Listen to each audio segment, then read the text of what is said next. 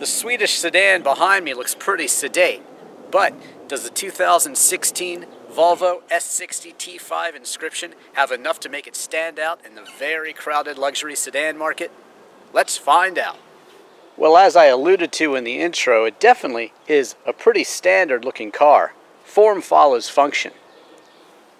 But there's definitely no mistaking that it's a Volvo with a familiar emblem up front, and the 17-inch alloy wheels really make it pop. And out back, those large dual exhausts let you know that this Swede might be a sleeper too. To my eye, there's nothing bland about the interior. There's a great mix of colors and materials like leather and wood, and it really carries along the dash very well.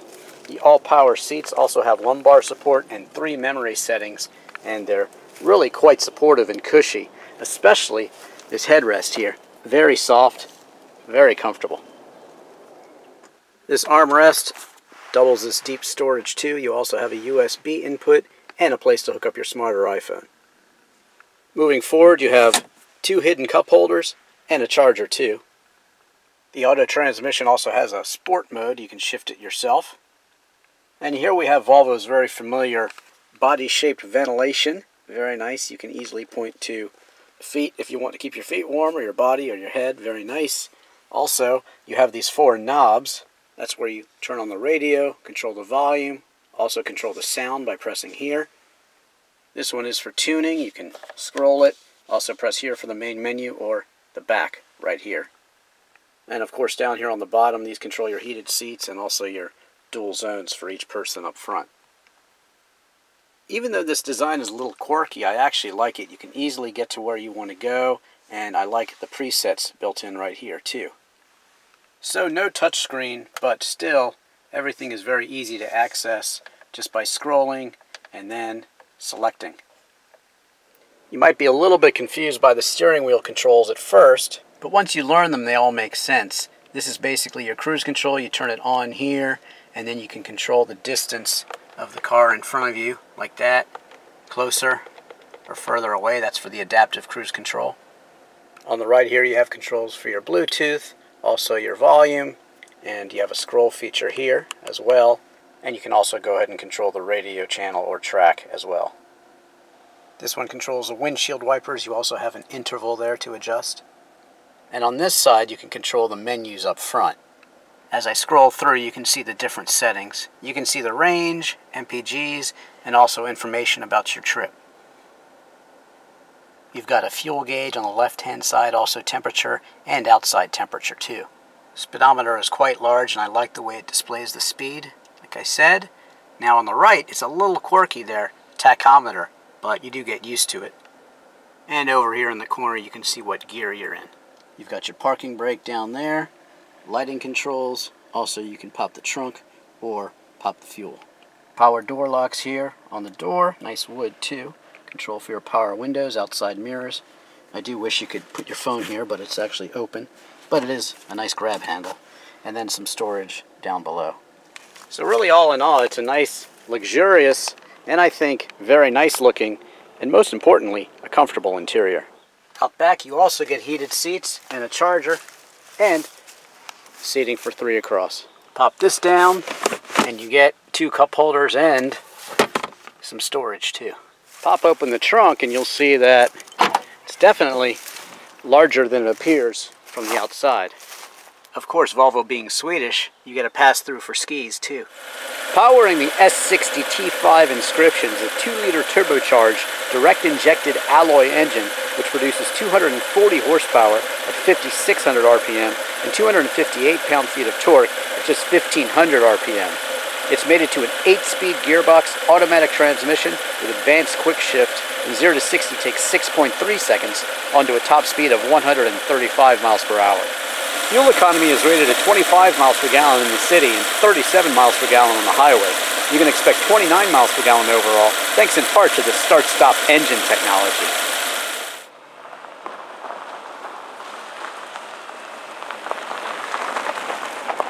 The 2016 Volvo S60 T5 inscription front-wheel drive starts out at $38,700, and Now you add the premium package, which is $3,000, and you get Harman Kardon premium sound, active dual xenon headlights with washers, and the convenience package, which has keyless drive, HomeLink garage door opener, grocery bag holder, power retractable exterior mirrors. Also the technology package, which has the adaptive cruise control with Q Assist, collision warning with full auto brake, pedestrian cycle detection with auto brake, distance alert, lane keeping aid, road sign information, active high beam, and auto dimming rear mirror. The $1,300 climate package adds heated front and rear seats, heated steering wheel, heated windshield washer nozzles, and interior air quality system. The $1,400 Park Assist Pilot with Bliss package, and $500 metallic paint. With all that, you're out the dealer door at $45,925, but you get a heck of a lot of car for that money.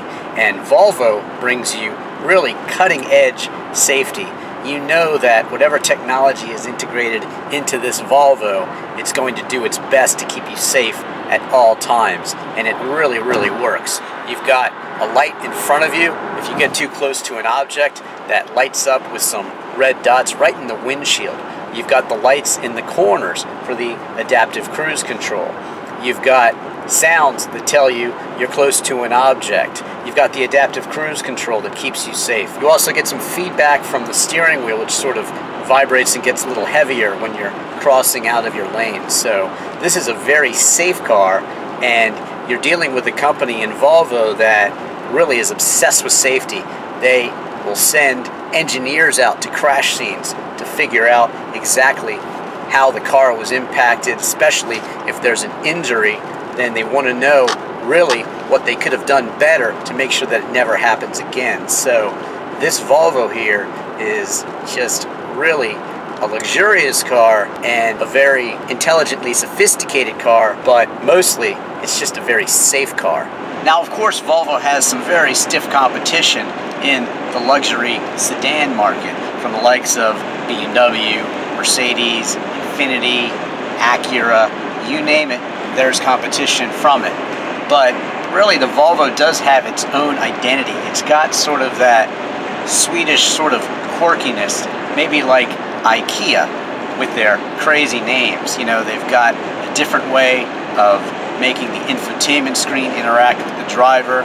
They've got different controls, and it's very European in a sense. And that really just means that, hey, they've got their own way of doing things, and that's the way they're going to do it. Now, in terms of the BMW, they also have their own way. Mercedes, they also have their own way. But I think here with the Volvo, the technology is maybe integrated differently, but it's also very usable. There's only a couple hang-ups I have. I like to have the door handle have a bottom so that you can rest your phone there. But if you notice about this Volvo, it's got two cup holders here and some storage, but they really don't have a great place for your phone, and that's because it's not safe to have your phone when you're driving. So they want to make sure that you have it stored away. So in terms of my Drivin technology integration score, I think the Volvo here does pretty well. I like the digits 1 through 9. It's kind of like a phone, and you can easily set your presets on the radio, and it's very easy to control the airflow. You basically got a little model of a person there, so if you want to have the air go up here to your head, well, you click right on the head there. So it's actually very well integrated. Again, just a few little things that I would change, but I'll give it a very strong 8 out of 10 in my Drivin technology integration score. Well, the speed limit here just shifted to 65 miles an hour from 55, and sure enough, the Volvo knows and puts it right in front of you. Now, I'm going to go ahead and set the cruise control for 75, and you'll see it starts to blink. And that means that it's telling you that, hey, slow down a little bit. But the adaptive cruise control is set, and I have it set right now to the closest blink. Now I'm backing it up here. So that's going to give me more of a space cushion for the car in front of me. Now I'll go ahead and shorten it, and then it'll bring me a little closer to that car in front of me. So basically, if that car in front of me is going 50 miles an hour, or if it stops, the Volvo is going to react for me and go ahead and slow me down or stop me altogether. So that's a great safety feature, and it's really, really very luxurious too, because you don't have to keep pressing the gas and doing this and doing that and worrying about your speed and going over the speed limit unintentionally. So the Volvo really does keep you safe, and that adaptive cruise control is really, to me, in terms of driving one of the best things since sliced bread was invented.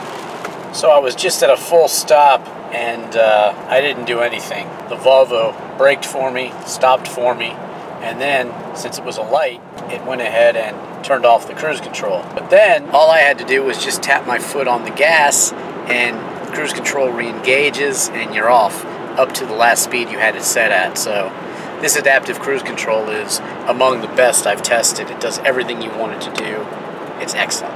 Now if the Volvo S60 T5 here was a woman, I think she'd be an excellent wife. She'd be someone who's always there, anticipating the kids' needs, anticipating your needs, and basically just being extremely reliable and a very well put together woman. This is a very sensible car, and it's definitely for the sensible man or woman who also appreciates the good things in life. This is, after all, a luxury brand. Volvo has everything you want in terms of luxury too, like heated seats, heated steering wheel. You also get dual climate control, leather seats, and they're also very comfortable and supportive, so you're not suffering here either. And I think really Volvo is separated from manufacturers like BMW and Mercedes and even Infiniti and Acura and Lexus because, well, it's got that sort of Swedish quirkiness going for it. They've got their own design sense, but unlike IKEA, who remains quirky with their crazy names for their items and definite Swedish way of doing business, I think Volvo has done a good job of adapting to worldwide preferences in terms of motoring. They used to be more quirky, but now it's really just a great luxury car that of course has top-notch safety and top-notch luxury, but it's also got its own Swedish panache, and it's actually really very desirable. So there we go.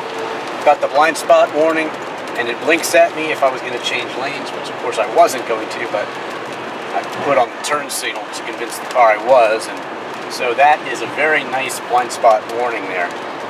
Definitely lets you know that something's in your way and flashes to give you even a bigger warning.